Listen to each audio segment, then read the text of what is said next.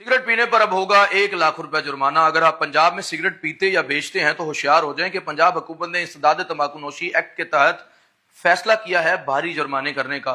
1,000 से 1 लाख रुपए जुर्माना किया जाएगा अगर आप किसी भी तालीमी इदारे, अस्पताल, पार्क या पब्लिक प्लेस पर सिगरेट पीते अगर नजर आते हैं। साथ ही साथ अगर आप किसी तालीमी इदारे के 50 मीटर रेडियस के अंदर सिगरेट बेचते नजर आते हैं तो आपको 5,000 से 1 लाख रुपए तक जुर्माना भी हो सकता है। और इसके साथ साथ ड्यूटी पर मौजूद अफसर के पास ये इख्तियारात होंगे कि वो आपकी दुकान सील कर दे या आपका तमाम तर सामान जो है वो जब्त कर ले। ये फैसला इसलिए लिया गया कि पाकिस्तान में 1.6 लाख अफराद सिर्फ सिगरेट पीने की वजह से हर साल मरते हैं।